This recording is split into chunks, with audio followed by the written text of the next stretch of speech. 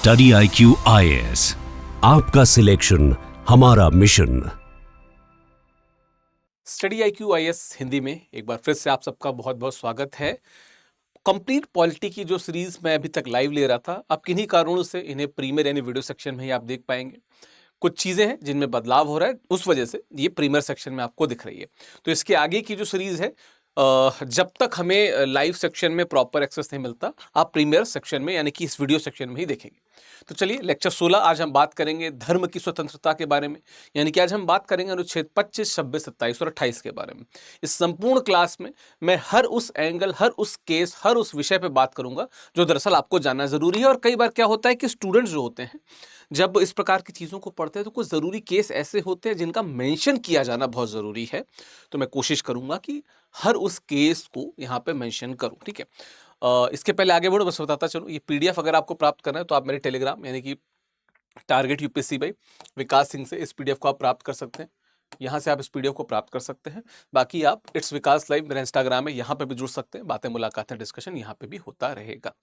PDF यहीं पे मिलेगी। जो मैं हिंदी लिटरेचर ऑप्शनल पढ़ाता हूँ, उससे रिलेटेड PDF, उससे रिलेटेड जानकारी, GS से रिलेटेड जानकारी, कुछ भी आपको चाहिए, किसी कोर्स से रिलेटेड जानकारी, कोई और जानकारी, आप यहाँ पे आराम से मुझसे बात कर सकते हैं। यहाँ पे आइए, इस ग्रुप से जुड़िए, @विकास लाइव पे मैसेज करेंगे, सीधे मेरे पास मैसेज आएगा। चलिए, आज हम बात करेंगे किसकी? हम बात करेंगे, जब हम भारत की बात करते हैं और भारत के संविधान की बात करते हैं, तो कितनी अद्भुत बात है कि भारत जैसे देश के संविधान में ही जो धर्म के प्रति विचार थे संविधान विदों के, कितने अच्छे तरीके से उन्होंने पिरोए। अनुच्छेद 25, 26, 27, 28 इसका ही प्रूफ है कि उनके दिमाग में ये बातें थी कि भारत जैसे देश में जहाँ पे इतने सारे धर्म एक साथ रहते हैं, हिंदू, मुस्लिम, सिख, ईसाई, क्यों ना हम अपने संविधान में उनसे जुड़े जो उपबंध हैं उनको इतने बेहतर तरीके से प्रस्तुत करें कि हर वो व्यक्ति जो भारत के संविधान को बाहर से देखे, उसे लगे कि कितने अच्छे तरीके से धर्म को यहाँ पे अवस्थित किया गया है ना। तो क्या क्या चीजें हैं? धर्म के चयन की स्वतंत्रता है हमारे संविधान में, ठीक है। राज्य के नजर में समानता है हमारे यहाँ पे, और कुछ अपवाद भी हैं, उन अपवादों पे भी हम बात करेंगे। हमारा जो पूरा ओवरऑल डिस्कशन होगा कि कहाँ कहाँ पे स्वतंत्रता है और कहाँ कहाँ पे अपवाद हैं, सब पे हम विस्तार से बात करते चलेंगे, ठीक है। थोड़ा आगे बढ़े इसके पहले थोड़ा सा एक चीज समझ लेते हैं कि धर्म का वास्तविक अर्थ क्या है ना। क्योंकि एक वो डिबेट भी आती है कई बार धर्म को लेके कि धर्म एंड रिलीजन में डिफरेंस क्या है, धर्मा वर्सेस रिलीजन की डिबेट, हम उस पर भी आएंगे थोड़ा सा। तो क्या है कि कोई भी हिंदू व्यक्ति, ये मंदिर के केस में हिंदू है तो जाहिर सी बात है, मस्जिद के केस में किसी मुस्लिम की बात हो सकती है, तो कोई हिंदू व्यक्ति अपनी पसंद के मंदिर में पूजा करने का हकदार है। किसी भी तरीके से लिंग या उसकी जाति के हिसाब से उसको रोका नहीं जा सकता, है ना। लिंग या जाति के हिसाब से उसको रोका नहीं जा सकता। यही अगर हम बात करें तो धार्मिक स्वतंत्रता की जो बात की गई है वो इसी सेंस में की गई है ना। संरक्षण क्या है कि यदि उसे प्रवेश से रोका जाता है तो वह सीधे न्यायालय का दरवाजा खटखटा सकता है। न्यायालय इस अधिकार को सुरक्षित करने के लिए आदेश दे सकता है। सबरीमाला, आपने सुना होगा सबरीमाला विवाद के बारे में, जहाँ पे ऑल द वुमेन जो जिनके मासिक धर्म आते हैं, तो एक उम्र मतलब 15-16 से ऊपर की जो महिलाएं थी, उनको मंदिर में एंट्री नहीं थी, लेकिन बाद में ऐतिहासिक फैसला आता है और उनको एंट्री दी जाती है। क्यों? क्योंकि उनका अधिकार था। धर्म की स्वतंत्रता इस बात को भी कहती है कि आप इस तरीके से एंट्री करने के लिए स्वतंत्र हैं। लिंग या जाति के आधार पे आपसे भेदभाव नहीं किया जाएगा। हालांकि उनका जो एक अलग तर्क आया, हम उस पर बाद में आएंगे। सबरीमाला जो विवाद है, हमने उसको कवर किया हुआ है, इसमें आगे हम बात करेंगे उस पर। इन सभी पे बात करते हुए कुछ हम एक उपयुक्त सोल्यूशन तक भी जाने का प्रयास करेंगे, ठीक है। तो धर्म का चयन और राज्य द्वारा समान व्यवहार, यही सच्ची धार्मिक स्वतंत्रता है कि आप जिस धर्म से जुड़ना चाहें आप उस धर्म से जुड़ सकते हैं, और राज्य हर धर्म के साथ समान व्यवहार करेगा, किसी के साथ पार्शियलिटी नहीं करेगा, पक्षपात नहीं करेगा। यही इसका ध्येय है, यही इसका। खैर, तो इसमें 4 स्तंभ है, अनुच्छेद 25, 26, 27, 28। 25 किसकी बात करता है, हम सबकी विस्तार से बात करेंगे ना। सबसे ज्यादा डिस्कशन 25 के अराउंड करेंगे क्योंकि इसकी इंपॉर्टेंस बहुत ज्यादा है। फिर हम 28 पे भी आ जाएंगे। तो 25 क्या कहता है? अंतःकरण और धर्म को अबाध रूप से मानने और आचरण करने और प्रचार करने की स्वतंत्रता। 26 कहता है धार्मिक कार्यों के प्रबंध की स्वतंत्रता, कोई भी धर्म समुदाय के रूप में किस प्रकार से अपने रिलीजन को प्रबंध कर सकता है। अनुच्छेद 27 कहता है कि किसी विशिष्ट धर्म की अभिवृद्धि के लिए करों का मतलब बेसिकली कि कर जो है आप वो नहीं लगा सकते। हाँ, टैक्सेस की बात होती है कि जबरदस्ती आप टैक्स नहीं कर सकते, उसके भी कुछ कारण हम उसमें भी बात करेंगे कहाँ पे टैक्स होता है और क्या एक आप अपने मन से अगर कुछ देना चाहें तो उसकी अलग बात होती है। और उसके बाद अनुच्छेद 28 शिक्षण संस्थानों में धार्मिक शिक्षा या उपासना में उपस्थित स्वतंत्रता वगैरह की बात करेंगे। इन सभी विषयों पर हम लोग बात करते जाएंगे, है ना। अनुच्छेद 25 जिसको धर्म की स्वतंत्रता का हार्ट कहा गया है, दिल कहा गया है, जो कहता है फ्रीडम ऑफ कॉन्शियंस, है ना। आपको किसी भी धर्म के अंतःकरण की स्वतंत्रता है भारत में। आप कोई भी धर्म अपना सकते हैं, है ना, बशर्ते वो धर्म हो, है ना। आप उस धर्म को अपना सकते हैं। भारत की धरती पे कोई भी नागरिक उस धर्म को अगर आप अपने मन से अपना रहे हैं तो नहीं रोक सकता। जबरन धर्मांतरण पे बहुत सारे कानून हैं, लेकिन अगर खुद से आप अपनी स्वेच्छा से किसी धर्म को अपनाना चाहते हैं तो इस भारत में सरकार पूरी तरीके से आपको इंश्योर करेगी कि आप अपना लें।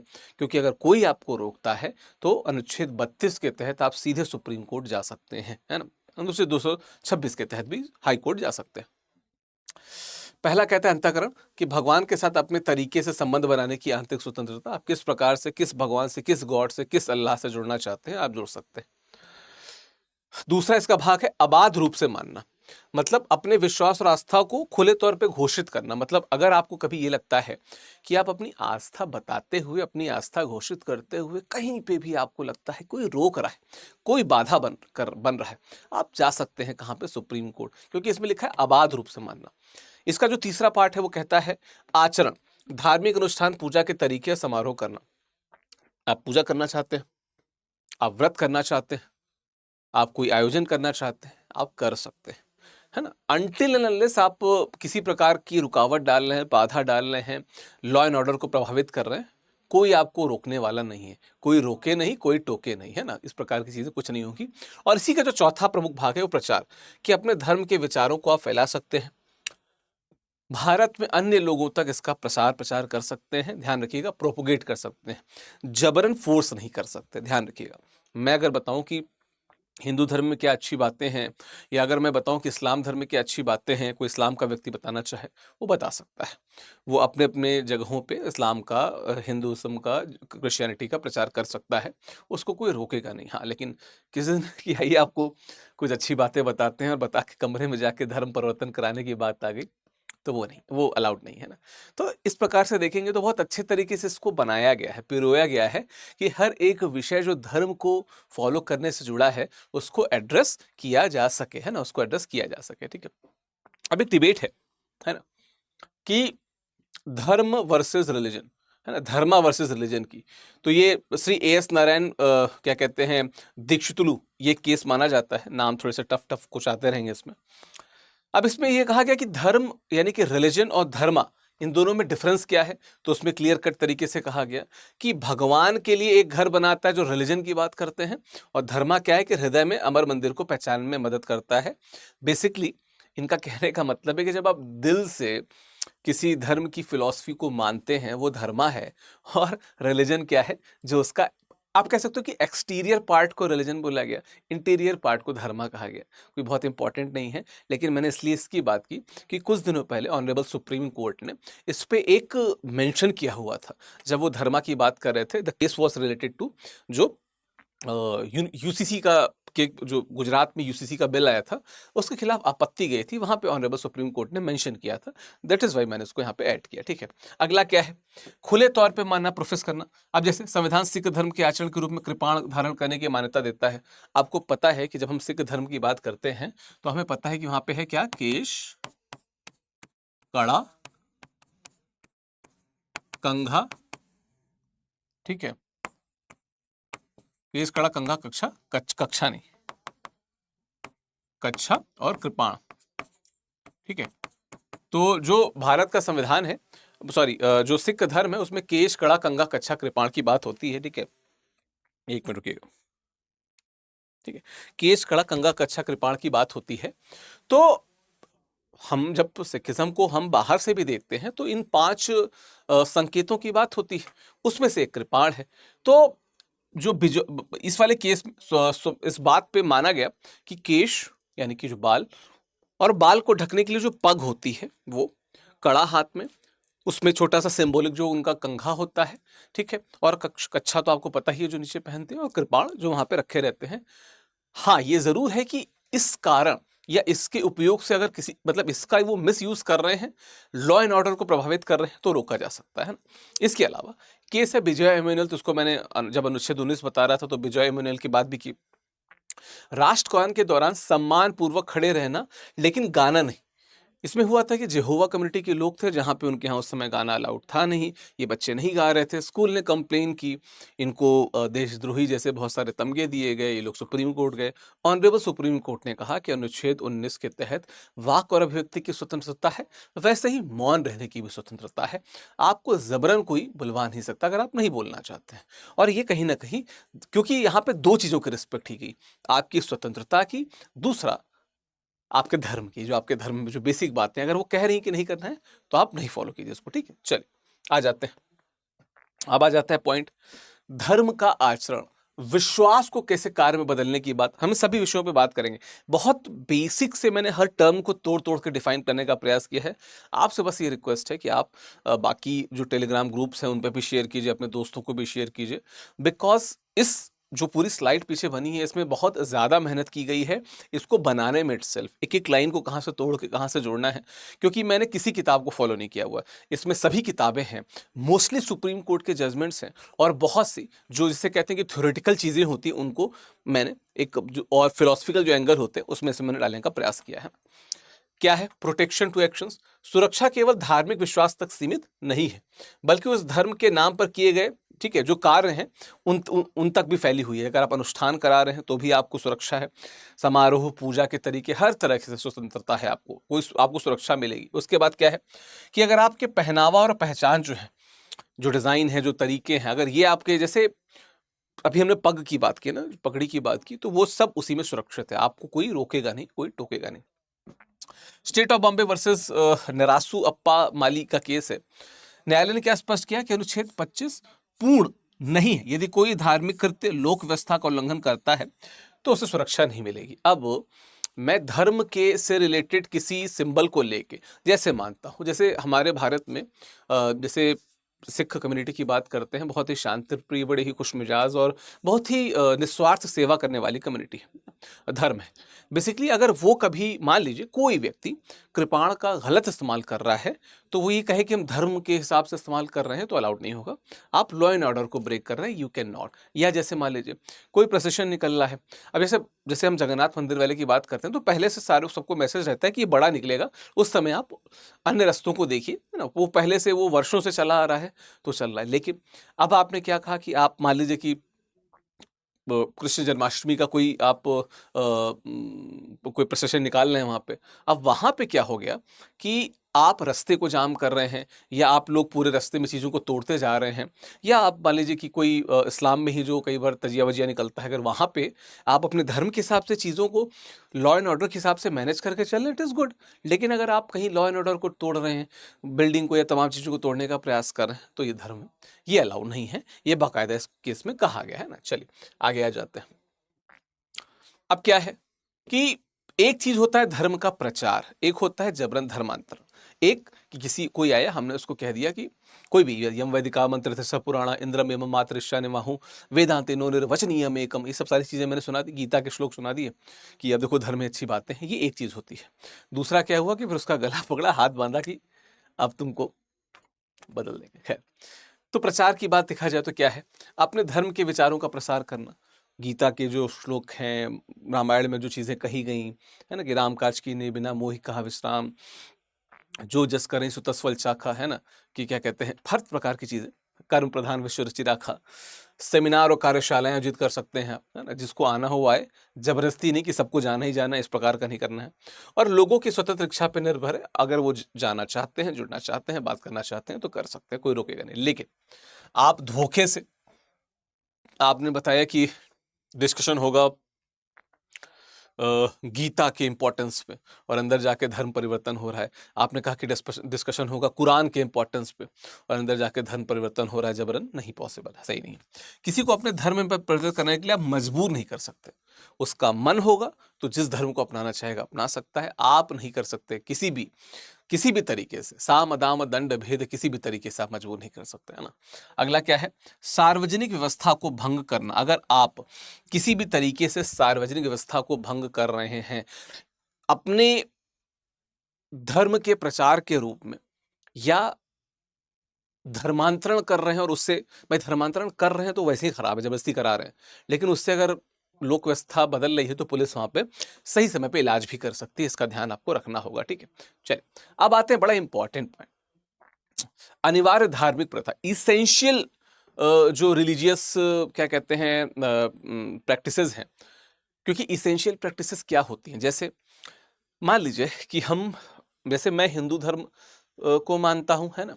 आप में से कुछ लोग इस्लाम को मानते होंगे, कुछ लोग सिख धर्म से जुड़े होंगे, कुछ लोग क्रिश्चियनिटी को मानते होंगे। अब हर धर्म में कुछ चीज़ें पहले से चली आई हैं। जैसे अभी जैसे मैं केरल में गया पद्मनाभ स्वामी टेम्पल में, तो वहाँ पे मुझे कहा गया कि भाई आप मतलब जो टी शर्ट पैंट है वो नहीं पहन सकते, बाकायदा उनका वो लपेटना चाहिए। तो फिर देन मैंने अपनी टी शर्ट हटाई, जो अब मैं उसको शब्द भूलना, उसको क्या बोलते हैं, तो एक वस्त्र जो मिलता है पवित्र सा, उसको आपने बांधा, फिर आप गए, क्योंकि इसेंशियल प्रैक्टिस में चला आ रहा है ना। या जैसे हम सिखिज्म की भी मैंने कृपाण वगैरह की बात की, इसेंशियल प्रैक्टिस में चला आ रहा है। लेकिन आप रैंडमली किसी चीज को थोपते हैं कि ये भी धर्म में अब होगा, ये भी धर्म में अब शुरू हो जाएगा, और वो पहले से नहीं था, तो वहां पे कोर्ट रोक लगा सकता है। उसी की बात यहाँ पे हो रही थी, ठीक है। तो ये एक प्रकार से फिल्टर टेस्ट है ना, ये एक प्रकार से फिल्टर टेस्ट है। इससे जुड़ा एक बड़ा फेमस केस था, मैं उसकी बात भी करूंगा। क्या क्या चीज है कि जो धार्मिक प्रथाएं हैं उनमें एक फिल्टर लगाया शिरूर मठ केस में, कि क्या ये अनिवार्य प्रथाएं शुरू से ही हैं, ये जो प्रथाएं चल रही हैं क्या ये शुरू से ही है, धर्म का क्या शुरू से अंग है। अगर शुरू से ही धर्म का अंग है तो इन पे रोक, जो ये प्रथाएं हैं इन पे जो रोक लग रही है, मतलब अगर शुरू से अंग है तो आप रोक नहीं लगा सकते। और हाँ, बाद में इनोवेट किया पेट्रियार्की के कारण, किसी कुंठा के कारण, तो सुप्रीम कोर्ट 2 मिनट में रोक लगा सकता है उसमें, है ना। क्या है, अदालतें हर धार्मिक प्रथा को लागू नहीं करेंगी, बल्कि केवल उन्हीं प्रथाओं को लागू करेंगे या रक्षा करेंगे जो उस धर्म से अभिन्न अंग है, इंटीग्रल पार्ट है, शुरू से उस धार्मिक प्रथा का भाग रही है ना। उद्देश्य क्या है कि कोई बाहरी हस्तक्षेप से धर्म की जो मूल प्रथा है वो ना डिस्टर्ब हो जाए। अब जैसे आपको पता होगा कि कर्नाटका के बेंगलुरु में शायद वो जो केस था जहाँ पे हिजाब को लेके बड़ा बवाल हुआ था, तो वहाँ पे इसेंशियल प्रैक्टिस टेस्ट के द्वारा कोर्ट ने ये माना था कि शुरुआत से हिजाब का जो प्रचलन था वो इस्लाम में नहीं था। जैसे जब इस्लाम में नमाज अदा करते हैं वो बिल्कुल है, वो शुरू से चला आ रहा है, उसको कोई नहीं रोक सकता।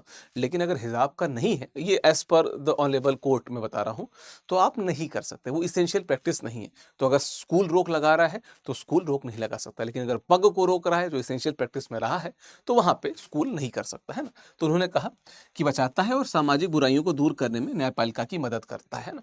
तो ये एक उन्होंने फिल्टर लगा दिया कि ये फिल्टर चेक करेगा कि क्या चीज़ें हों क्या चीज़ें नहीं हो, है ना। तो कुछ चीज़ें हैं, कुछ अनिवार्य मान्यताएं हैं, जो अनिवार्य प्रथाएं हैं जो सुप्रीम कोर्ट ने माना हुआ है हिंदू धर्म, इस्लाम या सिखिज्म को लेके। जैसे विवाह संपन्न कराने के लिए सप्तपदी, ये बिल्कुल आप कर सकते हैं। इस्लाम में माना जाए तो मस्जिद में जो नमाज अदा करना, ये बिल्कुल अनिवार्य धार्मिक प्रथा है, चलती आ रही है। इस्लाम में जो पग पहनते हैं, पगड़ी पहनते हैं, वो बिल्कुल अनिवार्य प्रथा है, इसको कर सकते हैं। तो कुछ कुछ ऐसी चीज़ें हैं जिसको अलग अलग समय पे सुप्रीम कोर्ट ने माना भी है। और अगर सुप्रीम कोर्ट नहीं भी माने तो धर्म में बहुत सारी चीज़ें ऐसी हैं, जब आप मंदिर में जाते हैं, वहाँ पे फूल चढ़ाते हैं, आप व्रत रखते हैं, इस प्रकार की बहुत सारी चीज़ें जो हैं ये ऑलरेडी इसेंशियल प्रैक्टिस में ही शामिल है। चलिए अब क्या आते हैं कि सीमाएं क्या है, राज्य कब हस्तक्षेप कर सकता है, जो स्टेट है वो कब हस्तक्षेप कर सकता है, इसको थोड़ा सा देख लेते हैं। अनुच्छेद 25 एब्सोल्यूट नहीं है, मैंने आपको बताया था ना। अनुच्छेद 17 जो है वो एब्सोल्यूट है, उसके अलावा बहुत कम ही आपको ऐसे मिलेंगे, अमूमन नहीं मिलेंगे।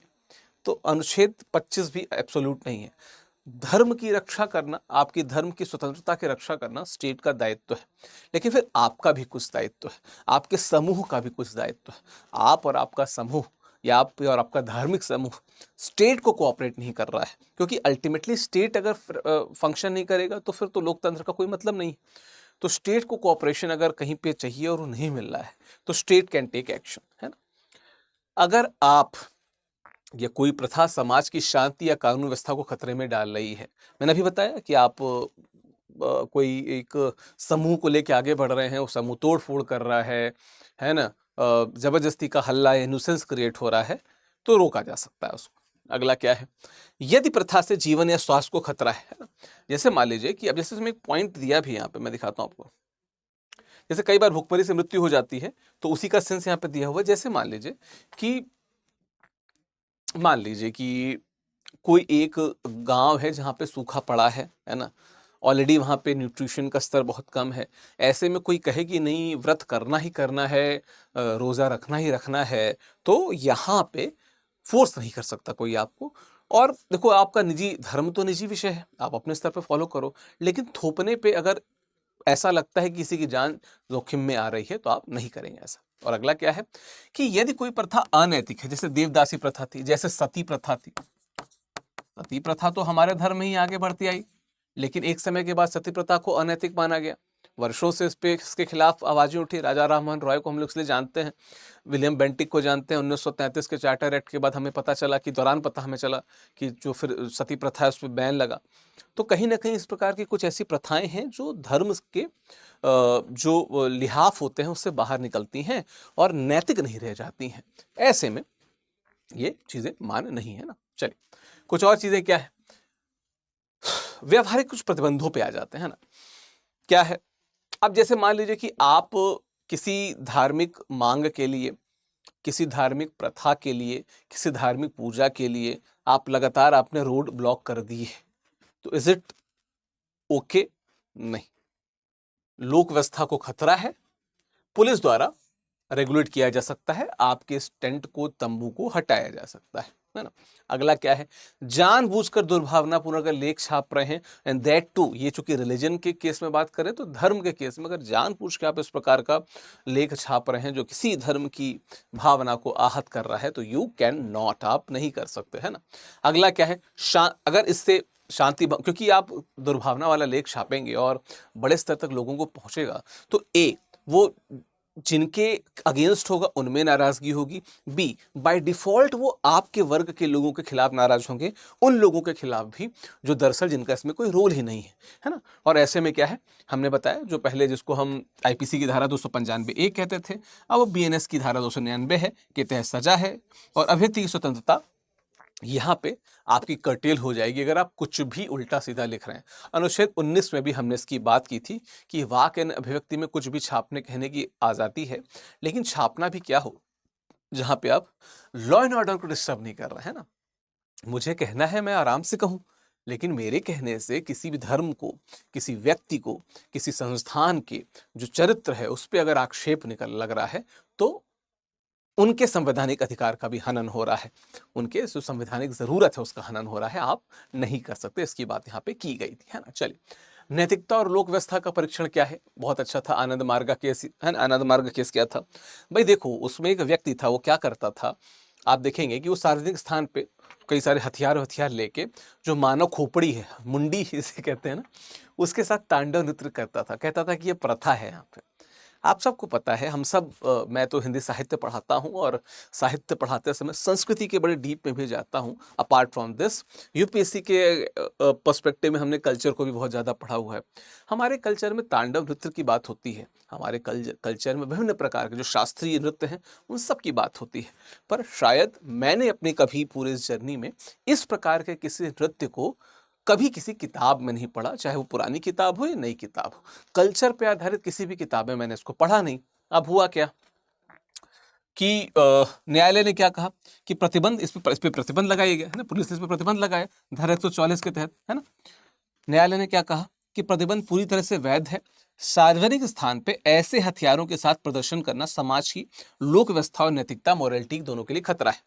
अब इसमें एक पार्ट जोड़ता हूं, मैं कहता हूं कि ये मान लो कि ऐसा ना होता, कुछ और होता। क्या होता, जैसे ये मैं जब वीडियो रिकॉर्ड कर रहा हूं तो आई मीन दिल्ली, दिल्ली में आप सबको पता है एक बड़ा केंद्र है जिसको हम कहते हैं राजीव चौक। राजीव चौक जो है कनॉट प्लेस, आपने नाम सुना होगा। तो कनॉट प्लेस में बहुत भीड़ होती है शाम को, ठीक ठाक युवा लोग आते हैं, हर प्रकार के लोग, शॉपिंग वाले, घूमने वाले, खाने वाले, हर प्रकार के लोग आते हैं। कुछ लोग नए नए भी आते हैं, बड़े ही, हम तो मतलब एक समय था कि बहुत ही जाया करते थे वहाँ पे। अब मान लीजिए शाम को वहाँ पे बहुत ज़्यादा भीड़ है, वीकेंड में भीड़ और ज़्यादा बढ़ जाती है। अब कोई व्यक्ति कुछ नहीं कर रहा है, मान लीजिए कलरी पेट्टू ही कर रहा है और खतरनाक हथियारों का इस्तेमाल कर रहा है या डंडे वंडे का इस्तेमाल कर रहा है जिसकी उसने परमिशन नहीं ली हुई है, बी जिसके लिए जो सिक्योरिटी चेक है वो उसने नहीं किया हुआ है, तो क्या वो कर सकता है? उत्तर है अ बिग नो, नहीं कर सकता है। एक भी बार डंडा छूटा किसी की भी जान ले सकता है, किसी का भी सर फोड़ सकता है, आप नहीं कर सकते। तो ये किसी और तर्क से भी अगर देखा जाए तो भी ये गलत ही है। तो उस कोर्ट ने कहा कि नहीं, आप धार्मिक प्रथा के नाम पे किसी की सुरक्षा को खतरे में नहीं डाल सकते। जैसे मान लीजिए कि मान लो कि कोई धर्म है, उस धर्म, भारत कोई धर्म है, वो धर्म एक्स है, कोई भी धर्म, उसमें एक कोई प्रथा है जिसका नाम है YZ, है ना, उस धर्म का में कोई प्रथा है YZ। इस प्रथा में क्या होता है कि लोग हाथ में मशाल लेके सड़कों पे चलते हैं, मान लो ये उस प्रथा में होता है ना, बिल्कुल। अब मान लीजिए कि जो मशाल लेके चल रहे हैं, जो आग है, आग कभी भी अनियंत्रित हो सकती है। गर्मी के दिनों में तो आग बहुत आयत लगती है, और आप जब रास्ते पे चल रहे हैं तो वाहन चल रहे हैं, किसी वाहन में थोड़ा सा छींटा आ गया तो चीजें दिक्कत हो सकती हैं। तो इस प्रकार के चीजों का जो रिजल्ट होता है, जो परिणाम होता है, वो कहीं ना कहीं समाज के लिए खतरा साबित हो सकता है। तो आप नहीं कर सकते, आप पे युक्त प्रतिबंध, यानी कि आप पे रीजनेबल रिस्ट्रिक्शंस लगेंगी ही लगेंगी। इसको कोर्ट ने यहाँ पे क्लियर किया था। ठीक है, चलिए आगे बढ़ते हैं। क्या था, हाँ, कुछ चीजें और देख लेते हैं कि अब देखिए था क्या कि धर्मनिरपेक्ष गतिविधियों के नियमन के साथ में कुछ सामाजिक सुधारों पे भी कोर्ट ने बात की। जैसे कोर्ट ने कहा, ये स्टेट ऑफ बॉम्बे वर्सेस वरासु बापा माली का केस है कि बहुविवाह अनिवार्य धार्मिक प्रथा नहीं है, इसे कानून से प्रतिबंधित किया जा सकता है। देखिए दो चीजें होती हैं, एक होता है पॉलीगेमी, एक होता है पॉलीएंड्री। पॉलीगेमी, पॉलीगैमस, गैमस से गैमी बना हुआ है, जहां पे कोई पुरुष कई महिलाओं से शादी करता है। पॉलीएंड्री, जहां पे कोई महिला कई पुरुषों से शादी करती है ना, पॉलीगेमी, पॉलीएंड्री। अब क्या है, आप जब हम इसकी बात कर रहे हैं तो हमें एक चीज एकदम स्पष्ट है कि आप इसको अपना अधिकार नहीं बोल सकते। लिखा है ना कि धार्मिक प्रथा, अनिवार्य धार्मिक प्रथा नहीं, कि आपके धर्म में, भारत में अमूमन कोई भी ऐसा धर्म नहीं है जहां पे अनिवार्य प्रथा के रूप में उपस्थित है, कहीं पे भी लिखा नहीं है। तो अगर किसी को आपत्ति होती है तो आपके धर्म में या जो आपका पर्सनल लॉ होगा उसमें जो सजा होगी वो आपको भुगतनी होगी, और अगर वहां पे नहीं है तो फिर तो कोर्ट और बाकी चीजें हैं। अगला क्या है, सती प्रथा की आपने बात, अपराध, जाहिर सी बात है, इसमें तो कोई no debate, should be there. Palani मंदिर विवाद क्या था, यहां पे बात क्या थी कि गैर हिंदू मंदिर में प्रवेश करना चाह रहे थे। मंदिर प्रशासन का ये मानना था कि शायद इससे चीजें अशुद्ध हों। अब बात यहाँ पे उन्होंने क्या कहा, इसमें कोर्ट ने कहा कि अगर गैर हिंदू कोई मंदिर में प्रवेश करना चाहता है तो लिखित हलफनामा देना होगा कि उनकी भगवान में आस्था है। अब ये जो बात है 2024 का जो विवाद है, इस विवाद को लेकर बहुत सारी बातें उठी कि कोई गैर हिंदू मंदिर में प्रवेश करना चाह रहे हैं, उसे क्यों रोक रहे हैं। तो कोर्ट ने कहा कि वहां के प्रैक्टिसेस में हिंदुओं के लिए बना था, वो जो रिलीजियस प्लेस है किसी धर्म के आस्था का प्रतीक है, और धर्म की आस्था बड़ी निजी होती है, और कोई व्यक्ति जो किसी और धर्म में आस्था रखता है वो बेशक अपने जगहों पे कहीं पे भी जाए, लेकिन किसी अन्य धर्म के क्षेत्र में या उनके सैंक्टम सैंक्टोरम या गर्भगृह में प्रवेश कर रहा है तो नहीं कर सकता। क्यों? क्योंकि उनकी धार्मिक आस्था वहां पे चुटहल हो सकती है, चोटिल हो सकती है ना। तो इस पे बात की गई थी। तो क्या है, राज्य धार्मिक आचरण से जुड़ी आर्थिक, वित्तीय या राजनीतिक गतिविधियों को नियंत्रित कर सकता है। अनुच्छेद 25(2)(a) और सामाजिक सुधार ला सकता है। सीधी बात। तो सामाजिक सुधार के लिए इस प्रकार की चीजों को रोक सकता है। इसका कोई तर्क भी नहीं बनता। आप बिल्कुल, आप अगर इस्लाम को मानते हैं आप मस्जिद में जाइए, आप सिखिज्म को मानते हैं आप गुरुद्वारे में जाइए। किसी धर्म के कॉन्स्टिट्यूशन में अगर, सॉरी, किसी मंदिर के कॉन्स्टिट्यूशन में अगर कुछ ऐसा लिखा हुआ है और सरकार को भी या प्रशासन को भी तार्किक लगता है तो सरकार या प्रशासन उसको लागू कर सकते हैं ना। चलिए आगे बढ़ते हैं। कुछ और पुराने केस हैं, जैसे Ghulam Abbas versus state of UP 1981 का विवाद क्या था, शिया सुन्नी मुसलमानों के बीच धार्मिक अनुष्ठान के लिए भूमि का विवाद था। न्यायालय ने क्या कहा कि सामाजिक सद्भाव के लिए कब्रों को स्थानांतरित करने की अनुमति दी। व्यक्तिगत कानून यानी शरीयत लोक व्यवस्था के अधीन है। तो उन्होंने कहा भाई देखो आपस में देखो, आधा तोले चुन्नू बेटा, आधा तोले मुन्नू बेटा, आपस में मिलजुल के रहना, ऐसा झगड़ा कभी ना करना। कोर्ट ने कहा कि इस चीज का ध्यान दीजिए कि सामाजिक सद्भाव बना रहे, आप दोनों के रिलीजियस जो भावनाएं हैं वो हर्ट ना हो, कुछ आपस में समाधान निकाला जाए। तो एक समाधान निकला। गुलाम कादिर वर्सेस सूरत म्युनिसिपल कॉप 1998 का, सड़क विस्तार के लिए मस्जिद के हिस्सों का विध्वंस, महत्वपूर्ण सार्वजनिक उद्देश्य सड़क चौड़ीकरण के लिए पूजा स्थल का अधिग्रहण धार्मिक स्वतंत्रता का उल्लंघन नहीं करता है। न सिर्फ इस मंदिर के केस में, बल्कि मैं इलाहाबाद की बात बताता हूँ। जब इलाहाबाद में अर्धकुंभ चल रहा था, तो आप पता नहीं आप इलाहाबाद को कितना जानते हैं, पर इलाहाबाद में एक रोड है जो नैनी पुल से चौक की तरफ जाती है। वहां पे एक कॉर्नर पे एक मंदिर था, शंकर जी का मंदिर था। हम लोग की बहुत सी यादें जुड़ी हुई थी, पर हम सबको पता है कि जब सड़क चौड़ीकरण हो रहा था तो उस मंदिर को ध्वस्त कर दिया गया था, वो मंदिर कहीं और बना दिया गया। तो कई बार क्या होता है, लिखा है ना कि कोई महत्वपूर्ण सामाजिक उद्देश्य की पूर्ति के लिए अगर इस प्रकार का कोई परिवर्तन करना सरकार चाहती है तो सरकार कर सकती। क्यों? क्योंकि सामाजिक सद्भाव की बात है। आस्था एक चीज है, लेकिन सामाजिक सद्भाव या सार्वजनिक उद्देश्य की बिना पूर्ति के, मतलब मंदिर मस्जिद तो तभी रहेंगे जब लोग रहेंगे। तो सार्वजनिक उद्देश्य कहीं प्रभावित हो रहा है और मंदिर मस्जिद के रास्ते में इस प्रकार की कोई चीजें हो रही हैं, तो आप सार्वजनिक उद्देश्य को प्रेफरेंस देंगे, है ना, हमेशा से प्रेफरेंस देंगे। ठीक है। ऐतिहासिक निर्णय कुछ और है, जैसे लैंगिक न्याय की बात। तो क्या है बात, Shayara Bano versus union of India, तलाकुल बिद्दत, ट्रिपल तलाक की आपको पता होगा कि भाई देखो, जैसे हम इस्लाम की बात करें तो यूँ तो मैं कोई इस्लामिक जो लॉ है उसका जानकार नहीं हूँ। हाँ, पर अपनी छोटी सी नॉलेज से मैंने पढ़ा है, कुछ आर्टिकल्स भी उस पे लिखे हैं। मैं शॉर्ट में बताता हूँ आपको। जैसे इस्लाम में जैसे देखो, हिंदुज़म में तलाक था नहीं, जब हिंदू कोड बिल आया तो फिर हमारे यहाँ पे तलाक जुड़ा। इस्लाम में शुरुआत से तलाक की बात थी और अलग अलग तरीके से इनिशिएशन हो सकता था। जैसे अगर आपने जोधा अकबर को देखा हो, तो जोधा अकबर में अकबर जब कहते हैं, जब उनसे जोधा भाई, मतलब जो ऐश्वर्या राय का किरदार था, जब नाराज़ होता है तो कहते हैं कि अगर तुम नाराज़ हो तो खुला का रास्ता है तुम्हारे पास। कौन सा है?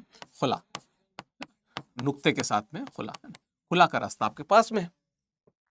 अब जब इस खुले के रास्ते की बात होती है तो वहाँ पे जो वहाँ पे पता चलता है कि महिलाओं के पास भी ऑप्शन था कि पति से अलग हो सके, है ना। अब जब हम वर्तमान समय में देखते हैं तो हम देखते हैं कि हमें हमें तलाक के नाम पे ट्रिपल तलाक सुनाई दिया, और यहाँ तो बात इंस्टेंट ट्रिपल तलाक की हो रही है कि तलाक तलाक तलाक बोला हो गया खत्म। ऐसा नहीं है। सीधी सी बात यह है, उन्होंने कहा कि शुरुआत थी कि 3 तुहुर पीरियड में आपको कहना होगा। एक तुहुर पीरियड बेसिकली जो मासिक धर्म का पीरियड होता है, तो बेसिकली 3 महीने की बात थी। आपने अभी बोला, फिर एक तुहुर पीरियड के बाद फिर बोला। इसमें क्या होता है कि हो सकता है कि समय के साथ आपको लगे कि आप लोग में कोई बाद में सुलझाव हो गया, मन बदल गया, तो आप वापस जुड़ सके, है ना। लेकिन अब ये क्या हुआ, ये ट्रिपल तलाक इंस्टेंट ट्रिपल तलाक में बदल गया। तो इस केस में क्या हुआ कि तलाक विद्युत को चुनौती मिली। कोर्ट ने माना कि कोई अनिवार्य धार्मिक प्रथा नहीं है, लैंगिक न्याय के खिलाफ है, इसे असंवैधानिक घोषित किया गया। और ये तो जब इस बात का निर्णय आया तो मैं उस समय उत्तराखंड में था और उस समय मैं एक आर्टिकल लिख रहा था। उस आर्टिकल को लिखते लिखते मुझे इस बात का पता चला कि हाँ, कुछ जगहों पे कुछ प्रोग्रेसिव आइडियाज भी फेल कर जाते हैं अनटिल अनलेस उसे तर्क की कसौटी पे चुना जाए। तो तर्क की कसौटी पे ये निकल के आया। उसके अलावा देखा जाए तो क्या है, आदित्यन वर्सेस त्रावणकोर देवासन बोर्ड, क्या है, परंपरा के खिलाफ गैर ब्राह्मण पुजारी को नियुक्त कर दिया गया वहां पे। अब देखो, पहले ही लाइन में क्लियर हो गया कि वहां पे एक परंपरा चली आ रही थी, लेकिन क्या वो परंपरा जो भारत का संवैधानिक लोकतांत्रिक मूल्य है उनके पैरेलल दिख रही है? उत्तर है अ बिग नो। संविधान में, जैसे यहां पे संविधान में कहा गया कि लैंगिक न्याय की बात है, हमारा संविधान उसके साथ बिल्कुल खड़ा है। यहां पे कहा गया कि नहीं, लिखा है, न्यायालय ने स्पष्ट किया कि कोई भी योग्य और प्रशिक्षित व्यक्ति उचित तरीके से पूजा संपन्न करा सकता है। जन्म के आधार पे, यानी कि जो जातिगत भेदभाव है वो क्या है, गलत है और आप नहीं कर सकते। तो कोर्ट वाज वेरी श्योर कि जन्म के आधार पे किसी भी प्रकार से हम इस प्रकार से भेदभाव नहीं होने देंगे, भेदभाव नहीं होने देंगे। ठीक है। कुछ और है, अभिव्यक्ति बनाम भावनाएं, Ramesh versus union of India, जिसको तमस सीरियल से रिलेटेड माना जाता है। अब उसमें हुआ क्या था कि विभाजन की हिंसा पे सीरियल, तमस सीरियल बना था, है ना। अब आप सबको पता है कि तमस, जरा मुझको बताओ कि तमस किसकी रचना है? बड़े फेमस साहित्यकार उनकी रचना है तमस, उस पर ही सीरियल बना था। तो लोगों ने कहा कि ये हिंसा पे आधारित सीरियल है, ये लोगों को भड़का सकता है। कोर्ट ने कहा कि तमस एक ऐसा सीरियल है, या तमस एक ऐसी किताब है जो उस समय हिंसा हुई उसकी ही बात करती है।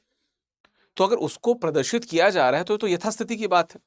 न्यायालय ने कहा कि इतिहास का यथार्थ चित्रण अनुच्छेद 25 का उल्लंघन नहीं है। दर्शक शांतिपूर्ण सह अस्तित्व का संदेश समझेंगे, प्रसारण को अनुमति दी गई, क्योंकि लोगों ने कहा कि ये हिंसा पर आधारित सीरियल को रोकने की, विभाजन की बात कर रहा है, हिंसा का नहीं। यही हुआ था, इसको दिखाने में कोई हर्ज नहीं है। जो हुआ था उसको दिखाने में यथार्थ ही दिखा रहे हैं, कुछ जबरदस्ती का तो शो ऑफ हो नहीं रहा है। खैर, इसके अलावा भूरीनाथ वर्सेस स्टेट ऑफ जे.एन.के 1997 का वैष्णो देवी श्राइन बोर्ड की गठन की चुनौती की, क्यों कर सकते हैं, तो निजी है, लोगों ग्रुप चला लेगा, नहीं। अब देखो वैष्णो देवी की इंपॉर्टेंस देखो, कोर्ट ने क्या कहा कि पूजा करने का अधिकार एक प्रथागत अधिकार है और राज्य अपने कानून द्वारा प्रबंधन को अपने हाथ में ले सकता है। क्यों? क्योंकि वैष्णो देवी कोई छोटा मोटा श्राइन नहीं है, वैष्णो देवी कोई छोटा मोटा जगह नहीं है। हिंदुइज्म में एक बहुत इंपॉर्टेंस उसकी है और कहीं ना कहीं बड़ी मात्रा में लोग आते हैं। ऐसे में अगर प्रशासन उसको मैनेज करेगा तो बहुत सारी चीज़ें अच्छी हो सकती हैं। जैसे पहले रास्ता कितना टफ हुआ करता था, उसमें भी आसानी हो गई, दर्शन हो जाते हैं, व्यवस्थाएं बहुत अच्छी हो गई हैं, सुविधाएं बहुत अच्छी हो गई हैं। तो ये उसका फायदा था, ये जिसको पता था, इस कारण चीज़ें बदलाव हुई, तो कोर्ट ने यहाँ पे इसको रोका। तो देख रहे हो, हर तरीके की बातें यहाँ पे ध्यान करके कोर्ट अपने निर्णयों को आगे बढ़ा रहा है। एम एस सिद्दीक वर्सेस महंत सुरेश दास केस, ये तो आपको पता है, जो रामलला केस था, अयोध्या केस था। अब आप सबको अयोध्या विवाद का पता ही है, उसमें भी जो कोर्ट ने कहा बेसिकली, ठीक है, 5 जजों की बेंच ने आस्था और ऐतिहासिक साक्ष्यों के संतुलन स्थापित किया। आस्था भी और ऐतिहासिक साक्ष्य दोनों अक्षुण्ण रहे। राम मंदिर निर्माण के लिए जो जमीन थी वो दी गई, और जो सुन्नी वक्फ वोट था, जो दूसरा पक्ष था, उनकी मस्जिद के लिए एक वैकल्पिक भूमि प्रदान की गई कि आप भी बनाइए, क्योंकि आपकी आस्था उस जमीन से नहीं जुड़ी हुई है। आप मस्जिद बनाना चाहते हैं, आप कहीं और बिल्कुल बनाइए, उस जगह की, यानी कि अयोध्या की आस्था हिंदू धर्म में तो बहुत पहले से, श्री राम का जन्म हुआ तो वहां पे, तो कोर्ट ने कहा, मैं नहीं, कोर्ट ने कहा कि आप भी अपनी आस्था के साथ रहिए, वो भी अपनी आस्था के साथ रहेंगे, आप कहीं पे और अच्छा सा बनाइए, यहीं पे विवाद करने से क्या मतलब भाई। सामाजिक समरसता भी तो जरूरी है ना। निष्कर्ष क्या रहा कि भारतीय संविधान हृदय में स्थित अमर आस्था, फेथ की रक्षा करता है। ये साथ ही यह सुनिश्चित करता है कि हमारा भौतिक समाज शांतिपूर्ण, प्रगतिशील और न्याय संगत बना रहे। इसी शांति के हिसाब से ये निर्णय यहाँ पे दिया गया था। ठीक है, चलिए, अनुच्छेद 25 को हमने समझा, हमने अनुच्छेद 25 के केसेस को देखा, हमने अनुच्छेद 25 में रिस्ट्रिक्शंस को देखा। अब हम बढ़ेंगे आगे, यानी कि हम बात करेंगे अनुच्छेद 26, 27 और 28 की। क्योंकि 25 सबसे ज्यादा इंपॉर्टेंट था, तो मैंने 25 पे थोड़ा सा ज्यादा बात की है ना। चलिए चलिए, आ जाते हैं, आगे बढ़ते हैं। अनुच्छेद 25 की बात की। अच्छा, अनुच्छेद 25 किसी व्यक्ति का क्या अधिकार है, इसकी बात करता है। अनुच्छेद 26 बात करता है धार्मिक संप्रदाय का क्या अधिकार है ना, एक संप्रदाय के तौर पे ग्रुप का क्या अधिकार है। अनुच्छेद 26 उसकी बात करता है, तो हम इस पे ही बात करेंगे। ठीक है, क्या क्या है धार्मिक संप्रदायों के 4 मुख्य अधिकार क्या है? आप अपनी संस्थाओं की स्थापना कर सकते हैं, कोई नहीं रुकेगा आपको।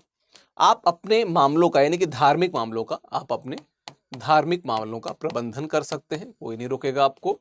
आप अपनी संपत्ति, अपने धर्म के लिए संपत्ति अर्जित कर सकते हैं, संपत्ति जुटा सकते हैं, और आप अपनी संपत्ति का प्रशासन भी कर सकते हैं। कुल मिला के अगर मान लीजिए कि आपने कोई ट्रस्ट बनाया, कोई मंदिर का कोई ट्रस्ट बनाया, ठीक है, वो सभी आपके मामलों को देखेगा। जैसे बहुत सारे हैं, वक्फ बोर्ड से लेके बहुत सारी ऐसी चीज़ें हैं, वो संपत्ति का अर्जन भी कर सकता है, संपत्ति का प्रशासन भी कर सकता है। जैसे हमने श्राइन बोर्ड का देखा था, वैसे ही निजी स्तर पे भी बहुत से न्यास और बहुत से ट्रस्ट हैं जो इस बात को इंश्योर करते हैं कि वहाँ पे जो धार्मिक कार्य है वो सुचारू रूप से चले, लोगों की भावनाएं बनी रहें, वहाँ पे चीज़ों का निर्माण हो, चीज़ें होती रहें, है ना। चलो आगे बढ़ते हैं। क्या है धार्मिक संप्रदाय, क्या है, पहले इसको देख लेते हैं। धार्मिक संप्रदाय क्या है कि 3 शर्तें होनी चाहिए कि कुछ बड़े लोगों का एक उसमें सामान्य विश्वास, बड़े लोगों का वहां पे क्या हो, सामान्य स्तर पे सामान्य रूप से विश्वास हो किसी विशेष विचारधारा को लेके, उनका एक सामान्य संगठन हो, एक सामान्य रूप से उनका संगठन जुड़ा हो किसी विचारधारा से, और उस जो वर्ग समुदाय है उसका एक विशिष्ट नाम हो, वो वर्ग और समुदाय जो है उसका एक विशिष्ट नाम हो। इसको ही क्या कहा गया, इसको ही कहा गया धार्मिक संप्रदाय। तो धार्मिक संप्रदाय को यहाँ पे आप परिभाषित होकर समझ लीजिए। अब क्या है, स्थापना, रखरखाव, प्रशासन का काम किसका है ना, प्रबंधन का काम जिसने बीज बोए, जिसने स्थापना की, वही रखरखाव करेगा, है ना। अगर हिंदुओं ने स्थापना की तो हिंदू रखरखाव करेंगे, मुस्लिमों ने स्थापना की तो मुस्लिम रखरखाव करेंगे। धर्म के मामलों में प्रबंधन की पूर्ण स्वतंत्रता है ना, कि आप उसको किस प्रकार से मैनेज करना चाहते हैं वो आपके धर्म की बात है। कोई अन्य धर्म या इवन सरकार भी उसमें हस्तक्षेप नहीं करेगी। अगेन एब्सोल्यूट नहीं है। तो अगर इस प्रकार के प्रबंधन के कारण लॉ एंड ऑर्डर डिस्टर्ब हो रहा है तो युक्त युक्त जो प्रतिबंध है वो आप पे लग सकता है ना, वो आप पे लग सकता है। संपत्ति का अधिकार और कानून की बात क्या कि आप चल और अचल संपत्ति का अर्जन कर सकते हैं। ध्यान रखिएगा, चल और अचल दोनों प्रकार की संपत्ति। आप जमीन ले सकते हैं, बिल्डिंग उसमें बना सकते हैं, उसके लिए गाड़ियां बना सकते हैं, उसके लिए रिक्शे और ट्रॉली कुछ भी करवा सकते हैं, वो आप कर सकते हैं, है ना, वो कर सकते हैं। प्रशासन देश के मौजूदा कानूनों के अनुसार ही होगा। बस इस चीज का ध्यान रखिएगा, गलत कारणों से आप पैसा नहीं वसूलेंगे, गलत कारणों से आप टैक्स नहीं वसूलेंगे और गलत तरीके उसका प्रयोग नहीं करेंगे। आप हवाला के लिए इसका प्रयोग कर रहे हैं, नहीं कर सकते, है ना। जो करना है करो, बिल्डिंग बनानी है, गाड़ी लेनी है, इंस्टीट्यूशन बनाना है, whatever you want to do you can do, but at the same time you should be very clear कि प्रशासन जो है, जो चल रहा है वो देश के कानून के हिसाब से हो, उससे इतर ना हो, उससे अलग ना हो, इसका ध्यान आपको रखना होगा, ठीक है। और क्या अनुच्छेद 26 में कुछ सीमाएं क्या हैं कि अगर इस प्रकार का प्रशासन सार्वजनिक व्यवस्था को प्रभावित कर रहा है या नैतिकता को प्रभावित कर रहा है, जो हमने अनुच्छेद 25 में देखा वही 3 कारण है, या किसी के स्वास्थ्य को प्रभावित कर रहा है तो आप नहीं कर सकते, तो दिक्कत हो सकती है। जैसे मान लो स्वास्थ्य वाला आपको नहीं समझ में आ रहा होगा, इसका एक और एंगल बताते हैं कि मान लो कि आप कोई निर्माण कर रहे हैं, उस निर्माण के पास में कोई बस्ती है, कोई लोग रह रहे हैं और उनको ये लग रहा है कि उनके बहुत से धूल धक्कड़ हो रही है, बहुत से पॉल्यूशन हो रहा है, उससे दिक्कत हो रही है, तो आप वहां पे जाके सीधे पुलिस में बता सकते हैं और फिर पुलिस को लगता है कि आपकी बात तार्किक है तो उस निर्माण को या उस काम को रोक सकती है ना, उस निर्माण या कार्य को क्या कर सकती है, रोक सकती है। तो अनुच्छेद 25 की जो सीमाएं थी, अनुच्छेद 26 की भी वही सीमाएं है ना। तो इसका मतलब क्या है, ये एब्सोल्यूट नहीं, एब्सोल्यूट नहीं। चलिए अनुच्छेद 27 पे आ जाते हैं, जिसकी मैंने कहा था कि इसको तो हम बात करेंगे, बहुत अच्छे से इस पे बात करेंगे। क्या है, राज्य किसी एक विशिष्ट धर्म को बढ़ावा देने के लिए, मैं एक चीज और बताता चलूं कि बीच में बस रोक रहा हूं, इससे याद आया कि 18 मई से नया बैच शुरू हो रहा है हिंदी साहित्य का, मैं ही पढ़ाता हूं। तो हिंदी साहित्य से जुड़ने के लिए आप हमारे स्टडी IQ की ऐप है, वेबसाइट पे चले जाइएगा या मेरे टेलीग्राम पे मुझसे बात कर लीजिएगा, मैं आपको कनेक्ट करवा दूंगा, ठीक है। क्या कहता है, राज्य किसी एक विशिष्ट धर्म को, किसी एक, ध्यान रखना, किसी एक विशिष्ट धर्म को बढ़ावा देने के लिए जनता से कर या टैक्स नहीं ले सकता। किसी एक विशेष धर्म को बढ़ावा देने के लिए जनता से वो कर या टैक्स नहीं ले सकता, है ना, जनता से वो कर या टैक्स नहीं ले सकता। जैसे मान लीजिए कि भारत में 4 धर्म है, हिंदू, मुस्लिम, सिख, ईसाई। मान लीजिए कि इस्लाम को बढ़ावा देने के लिए वो कर वसूल रहा है, मतलब कर वसूल रहा है लोगों से और वो इस्लाम को से बढ़ावा दे रहा है, तो ये नॉट, ये अगेंस्ट है धर्म के, ठीक है। तो ये चीज है। अच्छा, और क्या है, कर और शुल्क में थोड़ा सा एक डिवीजन देख लिया जाए, जो मैंने शुरुआत में बताया था। कर क्या होता है, बिना किसी विशेष लाभ के जो अनिवार्य भुगतान होता है, आपका कोई लाभ नहीं है लेकिन आप लगातार दे रहे हो। इनकम टैक्स की बात कर लेते हैं, GST की बात करते हैं, सारे टैक्स, आपका कोई लाभ है कि आप भुगतान कर रहे हो क्योंकि वो नॉर्म्स तय है। शुल्क क्या है कि दी गई सेवाओं या रखरखाव के बदले जो शुल्क पैसा लिया जाता है। जैसे आप किसी मंदिर के प्रांगण में जाते हैं, वहाँ पे पानी की व्यवस्था अच्छी है, वहाँ खाने पीने की व्यवस्था बहुत अच्छी है, वहाँ पे साफ सफाई है, वहाँ पे AC कूलर वगैरह लगा हुआ है, वो बसेस का संचालन कर रहे हैं, ये सभी शुल्क के द्वारा यहाँ पे लागू होता है। तो शुल्क की बात यहाँ पे होती है। शिरू मठ केस में और बीरा किशोर केस में क्या कहा गया कि पूरी टैंक के रख रखाव के लिए पैसे लेना कर नहीं, बल्कि क्या है, जन सुविधाओं के लिए शुल्क है। भाई उस धर्म को मानने वाले लोग वहां पे आते हैं, उनको कुछ बेसिक चीजें चाहिए। हम वॉशरूम्स की बात कर लें, पीने के पानी की बात, इस प्रकार की चीजों के लिए जरूरत पड़ती है और इसके लिए उन्हीं फॉलोअर्स से वही बोर्ड अगर टैक्स वसूल रहा है या कर वसूल कर रहा है, माफ करना, शुल्क वसूल रहा है, तो वो कर सकता है। दैट इज नॉट टैक्स, क्योंकि लोगों का वहां पे, जैसे मैं मान लीजिए कि हिंदू धर्म को मानता हूं और कहीं किसी मंदिर में कोई हो रहा है काम, सॉरी किसी मस्जिद में कोई काम हो रहा है और मुझसे कहा जाए कि तुम्हें भी देना होगा, तो दैट्स नॉट द केस। हाँ, ये जरूर है कि मैं जिसको मानता हूँ वहां से रिलेटेड, हाँ वहां पे मैं खुद से जाके देना चाहूँ तो आई कैन, बट ऐसे नहीं, है ना। तो शुल्क और कर में डिफरेंस है, ये क्लियर हो जाता है, यहाँ पे सूक्ष्म अंतर है।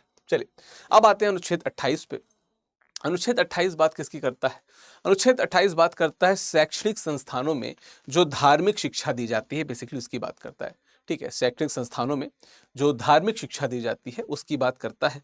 आप सबको पता है कि भारत में ऐसे बहुत सारे स्कूल्स चलते हैं, बहुत सारे कॉलेजेस हैं जहाँ पे धार्मिक शिक्षा की बात होती है ना। जैसे मैं जिस स्कूल से पढ़ा, विद्या भारती अखिल भारतीय शिक्षण संस्थान, यानी कि जो आरएसएस के स्कूल हैं उनमें मैंने पढ़ाई की, विद्या मंदिर शिशु मंदिर में। तो वहाँ पे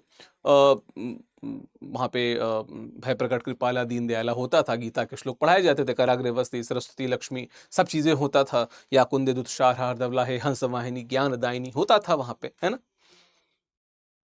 लेकिन इसके लिए भी कुछ पर्टिकुलर एंगल्स हैं, कुछ पर्टिकुलर दृष्टिकोण है, कोण है, आयाम है, उनको ही फॉलो किया जा सकता है। रैंडमली आप सिर्फ इसको नहीं कर सकते, है ना। चलिए, सरकारी फंड से चलने वाले संस्थानों में धार्मिक शिक्षा पे सख्त रोक है, ध्यान रखिएगा। सरकारी फंड से जो चल रहे हैं, जैसे जीआईसी, जिससे मैंने बाद में स्कूलिंग की, गवर्नमेंट इंटर कॉलेज जैसे में, वहां पे आप धार्मिक शिक्षा नहीं दे सकते। तो वहां पे क्या होता था,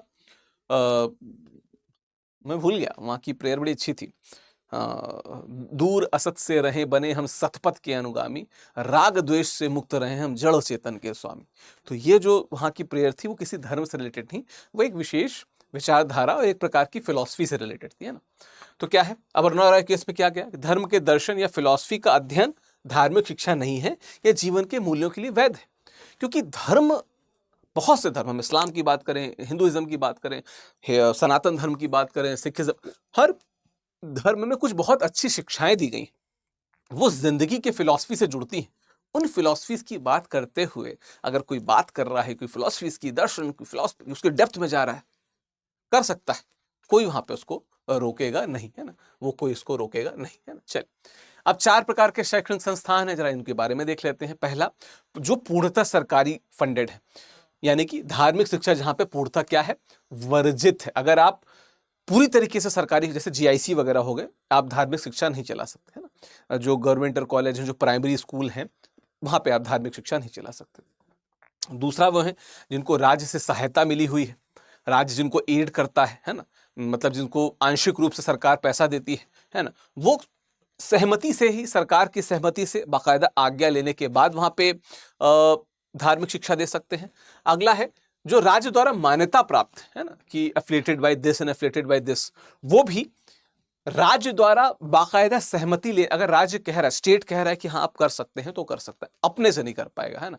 एंड लास्ट क्या है कि अगर कोई ट्रस्ट या धार्मिक संस्था द्वारा अगर स्थापित है, तो वो वहां पे धार्मिक शिक्षा कर सकते हैं, वो वहां पे धार्मिक जो जो रिलीजियस एजुकेशन है वो वहां पे इम्पार्ट कर सकते हैं, वो वहां पे दे सकते हैं। तो चीजें एकदम क्लियर कि अगर स्टेट का थोड़ी भी तरीके से, अगर स्टेट का पूरा इन्वॉल्वमेंट है, पूरी तरीके से 100%, तो हो ही नहीं सकता। स्टेट का अगर पार्शियल इन्वॉल्वमेंट है तो स्टेट से बात करनी होगी, क्यों, जब तक उसकी अनुमति नहीं हुई तब नहीं कर सकते। और अगर स्टेट का कोई भी इन्वॉल्वमेंट नहीं, पूरी तरीके से ट्रस्ट या न्यास या किसी धार्मिक संस्था द्वारा संचालित है, तो वहां पे हो सकता है, वहां पे कर सकते हैं, ठीक है। और अगर आपके इन अधिकारों का उल्लंघन हो रहा है, तो आप क्या कर सकते हैं, आप सर्वोच्च न्यायालय, उच्च न्यायालय, यानी कि अनुच्छेद 32 और अनुच्छेद 226 के तहत, आप जैसे 32 के तहत सर्वोच्च न्यायालय और 226 के तहत उच्च न्यायालय जा सकते हैं। और जो 5 प्रकार की रिट्स हैं, है ना, यानी कि बंदी प्रत्यक्षीकरण है ना, हिबियस कॉर्पस, प्रतिषेध, अधिकार प्रेक्षा, उत्प्रेषण, परमादेश, इन सबको आप वहां पे क्या कर सकते हैं, इसके द्वारा आप अपनी जो मौलिक अधिकार है, जो 25, 26, 27, 28 में दिया हुआ, उसकी पूर्ति करा सकते हैं, गिवन कि आप लॉ एंड ऑर्डर को प्रभावित नहीं कर रहे हैं और आपको पता है कि आपका ये मूल अधिकार है, आप इसके लिए सुप्रीम कोर्ट जा सकते हैं, ठीक। पंथ निरपेक्षता की बात ही चल रही है, तो हम थोड़ा सा इसके भारत बनाम जो पश्चिम मॉडल है उसकी बात कर लेते हैं। आप सबको पता है कि भारत में जो पंथ निरपेक्षता है उसको हम सकारात्मक पंथ निरपेक्षता कहते हैं। पश्चिम में जो है उसको हम नकारात्मक कहते हैं, हम कहते हैं, ध्यान रखिएगा, वो नहीं कहते हैं, हमारे यहाँ इसको ऐसे डिफाइन किया गया, नकारात्मकता नहीं, नकारात्मक, है ना। क्या है बात यह है कि अगर आप वेस्टर्न सेक्युलरिज्म को देखेंगे, पंथ निरपेक्षता को देखेंगे, तो देखिए जो सरकार है और जो धर्म है उनके बीच में एक बड़ी दीवार है। तो सरकार के लिए, स्टेट का कोई धर्म नहीं है और उसका 1% भी इन्वॉल्वमेंट नहीं है, 0, मतलब 1% का इन्वॉल्वमेंट नहीं है किसी भी धार्मिक कार्य में। भारत में क्या है कि वो सभी धर्मों को समान रूप से संरक्षित करेगा। यहाँ पे इसका धर्म से कोई कनेक्शन ही नहीं।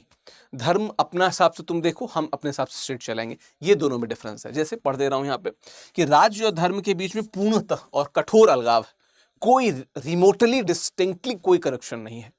यहाँ पे क्या है कि लचीलापन है, सभी धर्मों को समान सम्मान, राज्य जरूरत पड़ने पे हस्तक्षेप कर सकता है। अगर उसको लगता है कि किसी धर्म को किसी प्रकार की जरूरत है और वो जरूरत ऐसी है जिससे उस धर्म को बचाया जा सकता है, तो वो राज्य कर सकता है, कोई उसे वहां पे रोक नहीं सकता। तो ये थोड़ा सा पंथ निरपेक्षता की बात हमने यहाँ पे की। ठीक है, चलिए कुछ ऐतिहासिक फैसलों की बात कर लेते हैं। तो सबरीमाला केस क्या था? मंदिर में एक निश्चित आयु वर्ग की महिलाओं का प्रवेश वर्जित था। बेसिकली लगभग 15 से लेकर 45 तक की महिलाओं की बात हो रही थी। तो मंदिर जो था, मतलब जो हम जिसकी सबरीमाला मंदिर की बात कर रहे हैं, वहां का जो पुराना कॉन्स्टिट्यूशन था, वहां पे लिखा हुआ था भाई कि जो मेंस्ट्रुएटिंग वुमेन है वो नहीं आ सकती। ध्यान रखिएगा, ये मंदिर के उसमें लिखा था। लेकिन सरकार यानी कि कोर्ट को ये लगा कि इस समय हम लोकतंत्र में जी रहे हैं, लोकतंत्र में इस प्रकार की बातें हो सकता है पहले से लिखी हो, लेकिन लोकतंत्र में इस प्रकार की बातें बहुत तार्किक नहीं। उनका भी अधिकार है वहां पे जाने का। अब आप कह सकते हैं कि किसी और मंदिर में चले जाएं, उसमें क्यों नहीं जाएंगे? वो भी तो पब्लिक टेम्पल है, वो क्यों नहीं जा सकती है इसमें? इसी आधार पे कोर्ट ने क्या कहा कि 4-1 बहुमत से कि यह अलग संप्रदाय नहीं है, प्रवेश रोकना क्या है, असंवैधानिक है। उसी धर्म की है, वो क्यों नहीं आ सकती है? कि अयप्पा भक्त एक अलग धार्मिक संप्रदाय है, तो इसी कि भाई अयप्पा भक्त भी हिंदू ही है। जब हिंदुइज्म में इस प्रकार की कोई चीज है नहीं, तो इसको क्यों फॉलो किया जाए? एक बात ये।